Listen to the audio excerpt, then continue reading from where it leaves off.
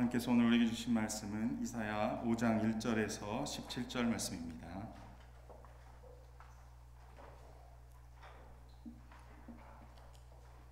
이사야서 5장 1절에서 17절 말씀입니다. 함께 합독하도록 하겠습니다. 시작.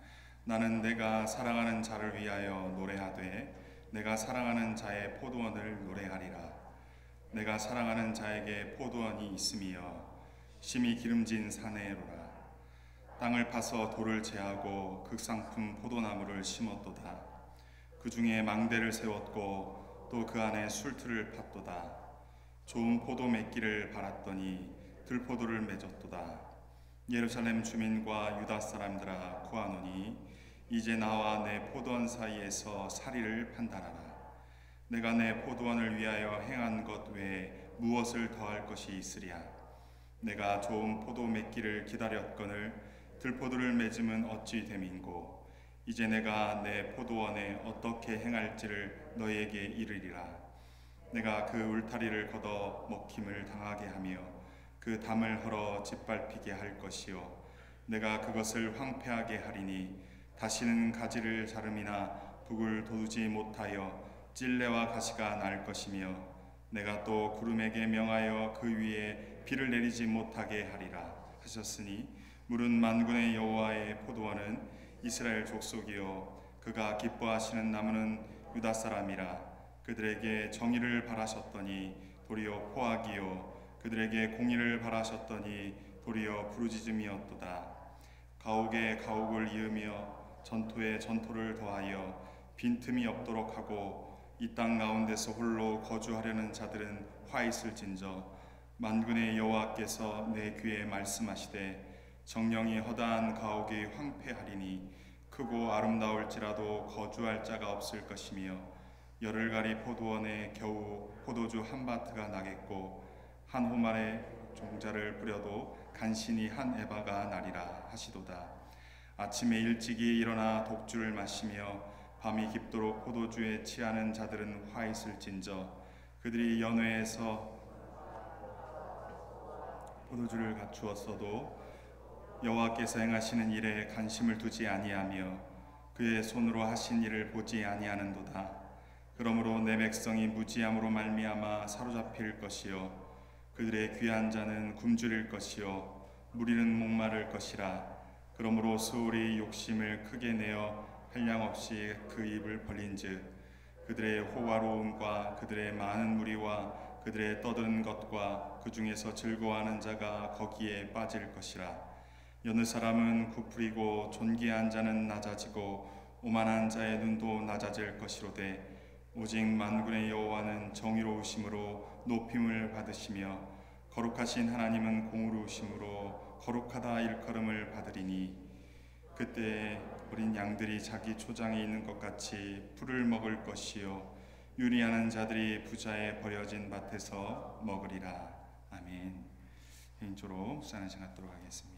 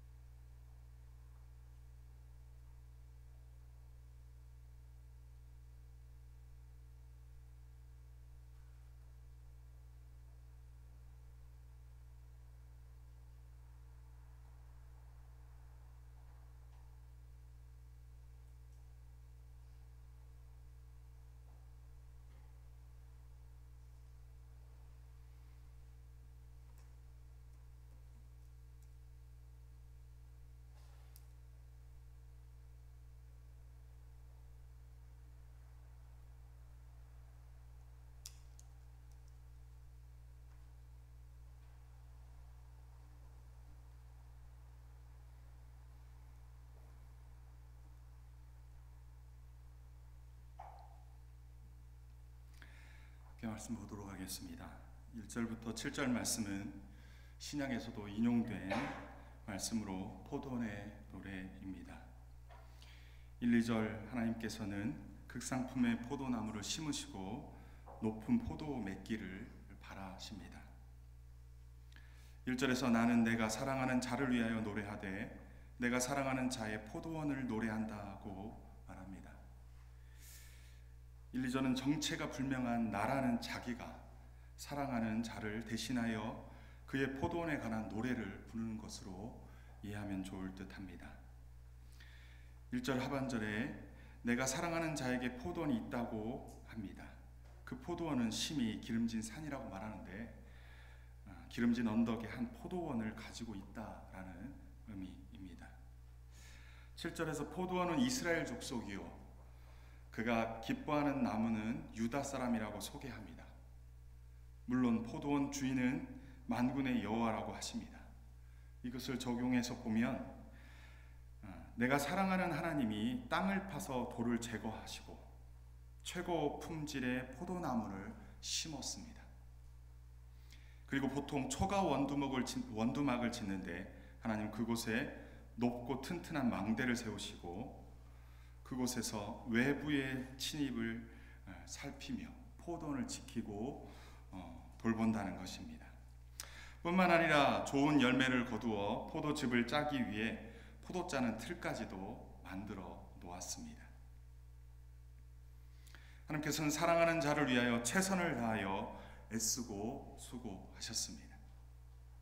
모든 것을 최상품으로 최고로 정성을 들여 사랑으로 수고하시고 좋은 열매, 좋은 포도를 맺기를 바라셨습니다. 그런데 전혀 다른 결과가 나타났습니다.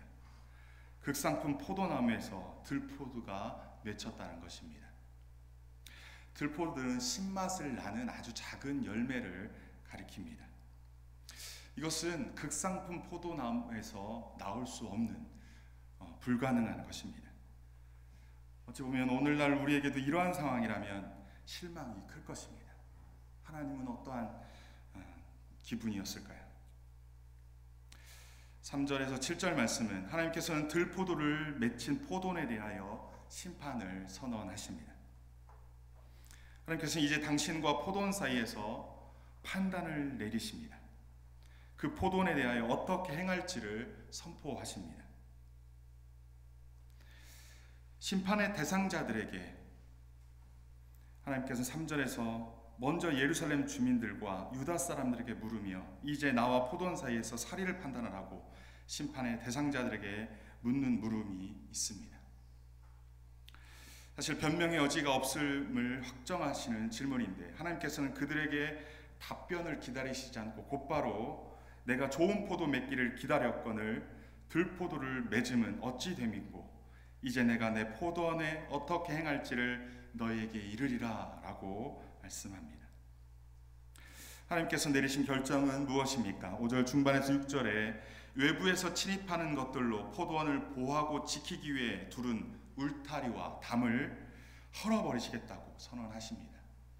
지키고 보호하기 위해 했던 모든 울타리와 담을 일시에 제거하십니다.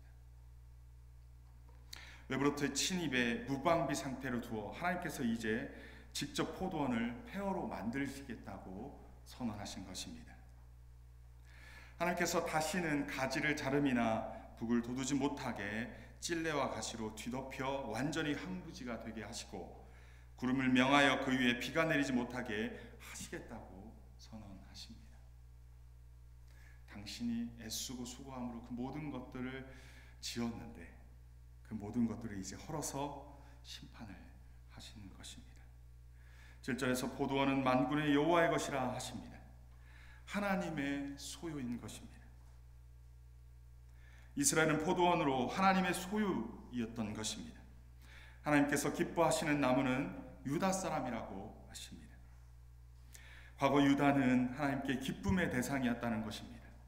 하지만 이제는 실망만을 안겨주는 모습이죠. 그리고 하나님께서는 이스라엘과 유다에게 바라셨던 것은 정의와 공의라고 분명히 말씀하십니다. 하나님께서는 정의와 공의의 실천을 요구하셨지만 그들은 포악과 부르짖음으로 울부짖음으로 응답하였다고 하십니다. 유다는 이를 무시하고 사회적, 정치적, 경제적 약자를 부당하게 착취하고 악을 행하였다고 5장 8절 이하에서 구체적으로 말씀하고 있습니다.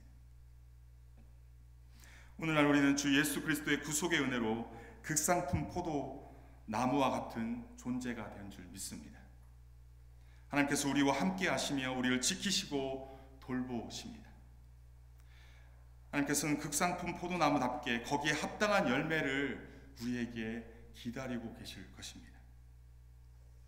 그 나무의 정체를 알려면 그 나무의 열매를 보면 알 수 있듯이 하나님께서 우리의 가치를 최고로 최상으로 만드셨고 거기에 맞는 열매를 거두시기를 바라십니다. 그것은 하나님의 정의와 공의의 삶입니다. 우리가 살고 있는 공간에서 만나는 지체들과 이웃관계에서 하나님이 기뻐하시는 정의와 공의를 실천하라고 교훈하고 계십니다. 지금이라도 이 사회를 묵상하는 우리는 하나님이 우리를 통해 기대하시는 정의와 공의를 실천하셔서 하나님의 기쁨이 되시는 은혜가 있기를 간절히 축원합니다. 하나님께서는 이러한 들포도 열매를 거둔 이스라엘과 유다에 대하여 화를 선포하십니다. 8절에서 10절 말씀은 하나님께서는 만족할 줄 모르는 탐심에 빠진 자들에게 화를 선포하십니다. 8절 이하에서 유다의 구체적인 모습은 어떠합니까? 가옥에 가옥을 이으며 전토에 전토를 더하여 빈틈이 없도록 하고 이 땅 가운데서 홀로 독주하려 하는 자들은 화있을 진저라 라고 말씀합니다. 극상품 포도나무가 들포도를 맺은 모습은 어떤 것입니까? 바로 가옥에 가옥을 이으며 전토에 전토를 더하여 빈틈이 없도록 하여 이 땅 가운데서 홀로 거주하는 자들을 말합니다. 하나님께서는 집과 경작지를 독점하려는 탐심으로 가득한 자들이 바로 들포도와 같은 자들이라고 말씀하고 있습니다. 하나님께서 주신 것을 만족할 줄 모르고 탐심을 품고 홀로 거하려고 모든 것을 긁어 모으려는 자들에게 화를 선포하십니다.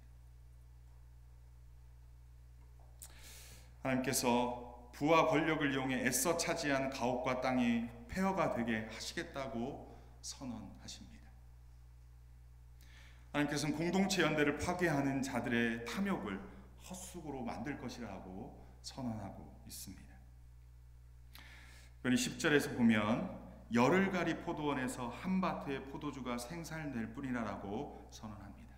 이 열흘가리는 소 한 쌍이 열흘 동안 갈 수 있는 경작지를 말합니다. 소 한 쌍의 소가 하루 동안 대략 2,000평방미터를 갈 수 있다라고 합니다.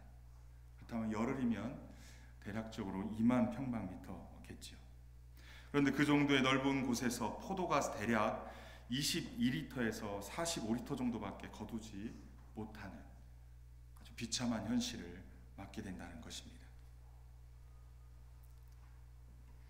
뿐만 아니라 한 호멜인 400리터의 종자를 심어도 그것의 10분의 1에 해당하는 한 에바 약 40리터밖에 수확할 수 없다라고 말씀하고 있습니다. 하나님께서는 만족할 줄 모르는 탐심에 대한 화를 선포하신 것입니다. 땅을 많이 가져도 그것을 경작하여도 그 속에서 나올 수 있는 한도를 정하셔서 비참하게 하신다는 것입니다. 오늘날 우리는 어떻습니까? 하나님께서 우리에게 베푸신 은혜에 대하여 감사하고 있습니까? 탐심으로 점점 폐허의 길로 가지 말고 공동체와 함께 살아가는 길을 택하여 나아가야 할 것입니다. 오늘날 어디까지가 성실히 일한 대가이고 어디까지가 탐심인지는 사실은 논란의 여지가 있습니다. 따라서 탐심을 떠나 주어진 것에 만족하며 산다는 것 또한 쉽지 않을 수 있습니다. 하나님께서는 분명히 탐심의 영역에 화를 선포하십니다. 공동체를 생각하지 않고 자기만 살아가기 위한 탐심을 품는 자들에 대하여 화를 선포하십니다. 따라서 오늘 우리는 어디까지가 탐심인지를 잘 분별하여 화가 아닌 하나님이 기뻐하시는 삶을 살아가시는 저와 우리 모두 되기를 주님의 이름으로 간절히 축원합니다. 11절에서 17절 말씀은 하나님께서 당신보다 쾌락을 더 사랑하는 자들에게 화를 선포하십니다. 11절에서 아침부터 밤까지 독주를 마시며 밤이 깊도록 포도주에 취하는 자들은 화가 있을 것이다 라고 선언하십니다. 그리고 12절 중반에 여호와께서 행하시는 일에 관심을 두지 아니하며 그의 손으로 하신 일을 보지 않고 쾌락에 빠진 자들에게 화를 선포하십니다. 그들은 여호와께서 무엇을 행하시는지 그런 것에 도무지 관심이 없고 쾌락을 사랑하기를 하나님 사랑하는 것보다 더한 자들이라고 말하고 있습니다. 독특한 특징은 하나님을 알려 하지 않고 쾌락에 빠져 살아가는 자들에게 하나님께서는 심판을 내리십니다. 13절에서 하나님께서 당신 백성이 하나님에 대한 지식이 없어 포로로 끌려가실 것이라고 선포하십니다. 하나님을 알지 못하는 이스라엘은 더 이상 하나님의 백성이 아니라는 것입니다. 우리가 묵상했던 첫날 본문인 이사야 1장 3절에서 소나 나귀도 돌봐준 주인을 알지만 이스라엘은 자신을 아들로 택해 키워주시고 먹이신 하나님의 아버지를 거절합니다. 하나님께서는 생명을 주시고 먹이고 돌보신 은혜를 버리고 하나님을 떠난 자들에게 멸망과 유배로 심판하십니다. 하나님께서 그들이 존귀한 자들이든 일반자들이든 모두 굶주림과 목마름에 그 고난에 떨어질 것이라고 선언하십니다. 하나님을 아는 지식이 없는 지배층이나 피지배층 모두 다 같은 운명에 처해질 것임을 말하고 있습니다. 어제 본문에서는 지도층에 대한 부분을 강조했다면 오늘은 그 지배층 말고도 일반 사람들 또한 하나님을 알지 못할 때 이러한 심판이 처해짐을 선포하고 있습니다. 14절에서는 그러므로 수월이 욕심을 크게 내어 한량없이 그 입을 벌린즉 그들의 호화로움과 그들의 많은 무리와 그들의 떠든 것과 그 중에서 즐거워하는 자가 거기에 빠질 것이다 라고 말씀합니다. 13절에서는 유배를 얘기하고 있는데 14절에서는 죽음을 이야기하고 있습니다. 15, 16절에서는 하나님께서 정의와 공의를 나타내실 때 눈을 치켜뜨고 거만을 부리는 자들을 포함하여 모든 사람이 낮아질 것이다 라고 말씀합니다. 사람의 불의와 불법이 징계를 받는 날 하나님의 정의와 공의는 드러나고 높임을 받는 날인 것입니다. 17절에서는 권력과 부를 이용하여 빼앗거나 부당하게 사들였던 부자들의 땅이 이제 어떻게 됩니까? 하나님의 징계로 말미암아 황폐해지고 양떼가 꼴을 먹는 초지로 바뀐다고 합니다. 부자들이 독점하던 집과 땅이 해벼가 되어 이제 일반 사람들이 그곳에서 자유롭게 양떼에게 꼴을 먹이게 된다라고 말씀하고 있습니다. 오늘날 우리는 여호와를 알기에 힘써야 할 것입니다. 여호와 하나님에 대하여 무관심하며 세상 유혹과 세상 가치와 세상 쾌락에 빠져 하나님을 떠나서는 살아서는 안 될 것입니다. 요한복음 17장 3절에 영생은 곧 유일하신 참 하나님과 그가 보내신 자 예수 그리스도를 아는 것이라 말씀합니다. 단순히 유배가 아닌 멸망에 이른다고 선언한 이 하나님의 말씀 앞에 우리와 우리 자녀들이 주께로 돌아와 하나님 알기를 힘쓰며 그 하나님을 인격적으로 만나 나의 주 나의 하나님이라고 고백하고 그 하나님과 교제하며 그 하나님 안에서 하나님 주시는 꼴을 먹으며 살아가는 우리 모두가 되기를 주님의 이름으로 축원합니다. 오늘 주신 말씀, 특별히 하나님은 어떤 분이시고 우리에게 주신 교훈은 무엇입니까? 첫 번째로 하나님께서는 극상품 포도나무를 심으시고 좋은 포도 맺기를 바라십니다. 예수 그리스도의 보혈의 공로로 우리 각 사람은 극상품 포도가 된 줄 믿습니다. 하나님께서는 들포도를 맺힌 포도원에 대하여 심판을 선언하십니다. 극상품 포도에서 극상품 열매가 나야 되는데 그렇지 못하고 들포도 열매를 맺는 것에 대하여 심판을 선언하십니다. 세 번째로 하나님께서는 우리에게 바라시는 것은 하나님의 정의와 공의를 이 땅 가운데 실천하는 것입니다. 속히 우리 안에 있는 세상적 탐욕으로부터 떠나 하나님께서 우리에게 베푸신 은혜에 만족하며 감사하며 살아가야 할 것입니다.